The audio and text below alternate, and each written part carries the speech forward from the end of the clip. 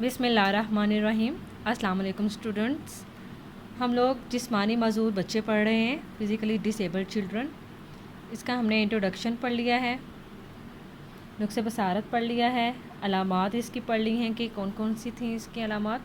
Then जो है समई नुक्स पढ़ लिया, तलबा की तदरीस के लिए क्या सजेशंस हो सकती हैं वो हमने डिस्कस की। दैन हमने जो है अबलाग के नकाइस पढ़े। आज हमने जो है पढ़ना है वो है गुफ्तगू के नकाइस, यानी कि स्पीच डिसऑर्डर क्या होते हैं। ठीक है, अब स्पीच डिसऑर्डर का मतलब क्या है कि गुफ्तगू। ठीक है, इसमें जो कोई भी मर्ज़ है उसमें आपके बोलने का अंदाज़ यानी कि क़ुव्वत गवाही जो है इससे मुतल्लिक जो है नुक्स शामिल होता है। ठीक है, जैसे कि किसी आवाज़ को छोड़ देना, ठीक है, या आवाज़ को बगाड़ देना, या बदली हुई आवाज़ जो है फ़र्द निकालता है। ठीक है, और कुछ जो स्टूडेंट्स हैं वो मखसूस अल्फाज अदा ही नहीं कर पा रहे होते हैं, जैसे कि रे, उसकी आवाज़ नहीं निकाल पा रहे होते, उसकी जगह रे बोल रहे होते हैं। ठीक है, जैसे कि वो पकड़ना को पकड़ना बोलते हैं। ठीक है, गाड़ी को कुहाड़ी बोलते हैं, उड़ना को अरना बोलते हैं। ठीक है, इस किस्म की जो हैं वो प्रोनाउंसिएशन के अंदर डिफरेंस जो है उनके आ रही होती है। अल्फाज की गलत अदायगी की ख़राबी जो है वो इनिशियल स्टेजेस के अंदर जो है वो देखने में आ जाती है, यानी कि जब बच्चा छोटा होता है, जब छोटी क्लासेस के अंदर होता है, तभी जो हैं वो जब पढ़ रहा होता है तब वो टीचर रिकग्नाइज़ कर सकते हैं कि ये जो बच्चा है किसी मखसूस लफ्ज़ की अदायगी में से मुश्किल पेश आ रही है। ठीक है, अगर इसके ऊपर कंसंट्रेशन करते रहें तो बग़ैर इलाज के जो हैं ये बच्चे बेहतर परफॉर्मेंस जो हैं वो दिखा सकते हैं। ठीक है, देन आ जाता है हकलाना। ठीक है, हकलाना भी जो है वो गुफ्तगू के नकाइस के अंदर आता है। पार्किंसन का कहना है कि इससे मुराद क्या है कि लफ्ज़ की आवाज़ की आगाज़ में मुनासिब तरीके से ना अदा कर सकना। ठीक है, यानी कि जब सेंटेंस शुरू करने लगते हैं तो ऐसे अफराद जो हैं जो हकला रहे होते हैं वो फर्स्ट वर्ड के अंदर ही अड़ जाते हैं, यानी कि मुंह में अटक के जो हैं उसके अल्फाज रह जाते हैं और वो मुतासरा लफ्ज़ सही से अदा नहीं कर पा रहा होता है। ठीक है, उसकी नामुकम्मल आवाज़ को वो बार बार दोहरा रहा होता है, इसको हकलाना कहते हैं। हकलाने की एक और सूरत भी वो कहते हैं हो सकती है कि फ़र्द किसी मखसूस हर्फ की अदायगी में हमेशा ही मुश्किल का शिकार रहे। ठीक है, अक्सर ये भी देखने में आता है कि जो हकलाने वाले बच्चे होते हैं तो उन्हें अगर कोई मखसूस सूरत हाल हो तो उनके अंदर एंग्ज़ाइटी लेवल या तशवीश जो है वो बढ़ जाती है। ठीक है, तशवीश का लेवल किसी मखसूस माहौल के अंदर भी पैदा हो जाता है जिसमें वो या उनको पता होता है कि ऐसे सूरत हाल के अंदर वो शायद हकलाएँ ज़्यादा, तो उनकी एंग्ज़ाइटी लेवल मज़ीद बढ़ जाएगा, उनका तशवीश का लेवल ज़्यादा बढ़ जाएगा और वो हकलाना ज़्यादा शुरू कर देंगे। ठीक है, लेकिन वो कहते भी हैं कि हकलाहट का इलाज किया या ना किया जाए तो इसकी बहुत सारी जो सूरतें हैं जब एडोलसेंस शुरू हो रहा होता है, यानी कि बलूगत की एज शुरू हो रही होती है, तब जो हैं वो ख़त्म हो जाती हैं। ठीक है, इसके अलावा जो हैं दीगर किस्म के नफ्सियाती और समाजी मसाइल जो हैं पैदा होने का इसकी वजह से अमकान हो सकता है। ठीक है, इसलिए हकलाहट का इलाज जो है उस पर शुरू से ही तवज्जो दी जाए तो बेहतर रिज़ल्ट जो हैं वो आ सकते हैं। और इसको जो है आइडेंटिफाई कौन करेगा? एक उस्ताद। ठीक है, वो फ़ौरन से जो है रिकग्नाइज़ कर लेगा कि मुतलका बच्चे को कोई मसला दरपेश है। अब टीचर को चाहिए कि वो जो है क्या गुफ्तगू के नकाइस को किस तरीके से दूर कर सकता है, वो कुछ जो है अवामिल पर अगर ज़ोर दे तो वो तमाम जो हैं प्रॉब्लम को सॉल्व किया जा सकता है। जैसे कि ऐसे तलबा की बात इंतहाई तहम्मुल से सुनी जाए जो हकलाहट का शिकार होते हैं। ठीक है, जो हकला रहे हों बच्चे, उनकी जो क़ुव्वत गवाही है उनकी इस्लाह जो है वो दौरान तदरीस ना की जाए। ठीक है ना, यानी कि उनको ह्यूमिलेट ना किया जाए क्लास के सामने कि तुम कैसे बोल रहे हो, बल्कि बाद में जो है उसकी समझाया जाए, उसकी थेरेपी की जाए। ठीक है, और ऐसा तालिब इल्म जब बात करे तो उसकी हौसला अफजाई की जाए। ठीक हो गया, और जो हकलाने वाला तालिब इल्म है उसकी गुफ्तगू के दौरान बाकी तालिब इल्मों को रोका जाए कि वो उसकी बात को कंप्लीट करके बता रहे हों, या उसकी बात को उसके ख़त्म होने से पहले ही बता दें कि ये कहना चाहता है। ٹھیک ہو گیا. آگے ہے طالب علم کے نامکمل الفاظ یا نامکمل الفاظ کی جو کریکشن ہے یا اس کی کمپلیشن ہے، یعنی کہ اس کو کمپلیٹ استاد بھی نہ کرے، ٹھیک ہے نا، بلکہ اسے خود اس کا فکرہ مکمل کرنے کا موقع دینا چاہیے. ٹھیک ہے.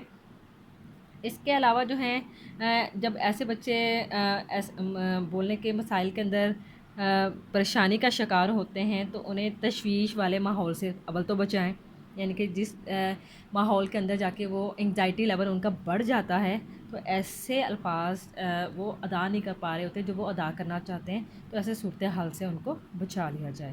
ٹھیک ہے. یہ تو کچھ جو ہے اقدام ہے جس کی وجہ سے جو ہیں یہ ہکلاہٹ کا جو مرض ہے اس کو دور کیا جا سکتا ہے. اچھا جی، اب ہم نیکسٹ اسٹیپ کی طرف چلتے ہیں. اگلا ہے زبان کے امراض، یعنی کہ لینگویج ڈس آرڈرس. ٹھیک ہے. اب جو ہے زبان کا مطلب کیا ہے؟ زبان سے مطلب ہے کہ اپنی مادری زبان میں خیالات کا اظہار نہ کر سکنا. ٹھیک ہے. زبان کے امراض کا مطلب یہ ہے کہ جو آپ لینگویج یوز کرتے ہیں، جو آپ کی مدر ٹنگ ہے، اس میں آپ اپنے جو خیالات ہیں اس کو ٹھیک طریقے سے ایکسپلین نہ کر پائیں، ان کو نہ سمجھا پائیں. ٹھیک ہے. بعض اوقات ہوتا کیا ہے کہ سماعت میں خلل کے باعث بچہ دوسرے الفاظ کی گفتگو صحیح طور پر نہیں سمجھ پا رہا ہوتا. ٹھیک ہے. اس طرح بعض اوقات بولنے میں نقص کی وجہ سے بھی بچہ اپنے خیالات کا اظہار مناسب انداز میں نہیں کر سکتا. ٹھیک ہے. ایسے بچے جو ہیں عموماً ذہنی پسماندگی کا جو ہے شکار ہو جاتے ہیں.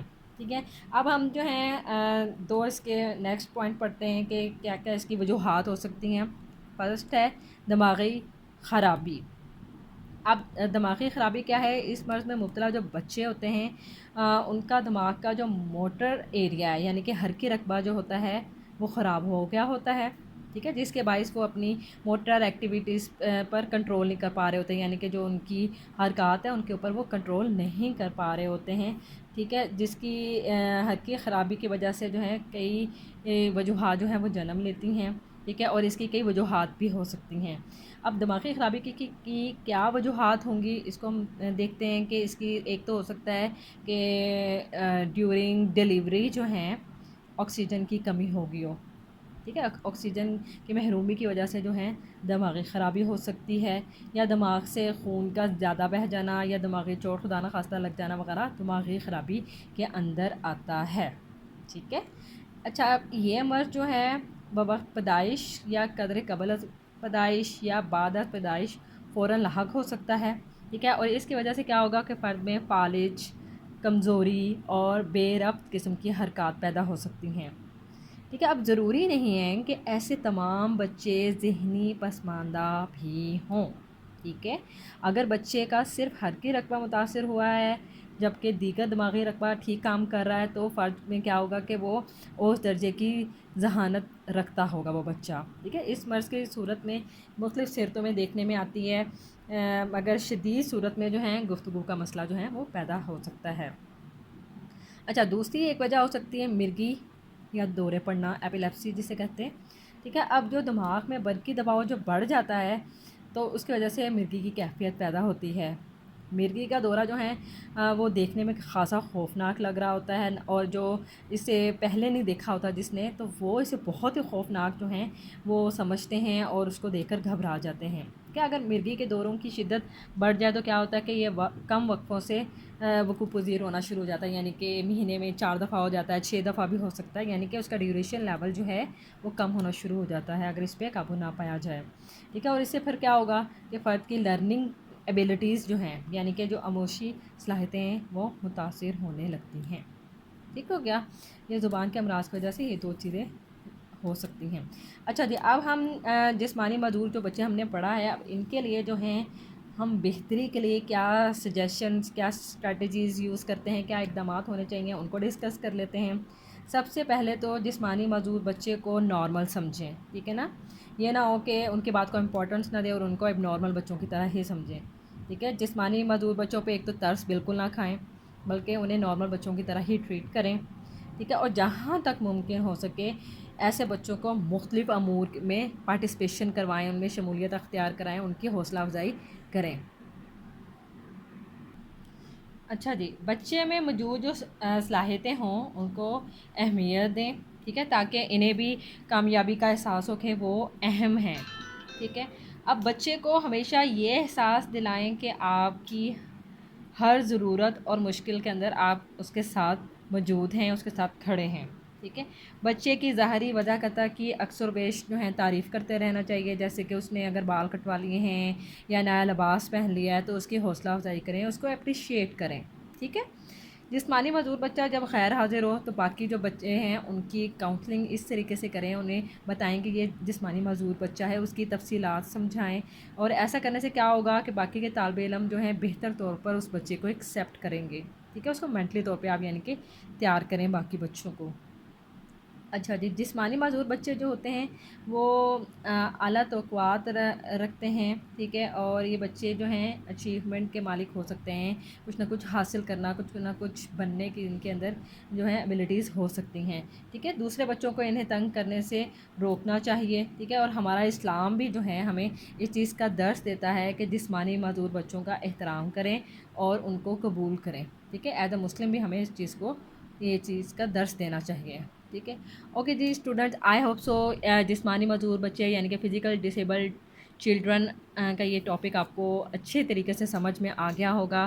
اگر آپ کو کوئی چیز نہیں سمجھ میں آئی یا آپ پوچھنا چاہتے ہیں تو پلیز اس کو آپ کومنٹ سیکشن میں اس کو ہائی لائٹ کریں، بتائیں.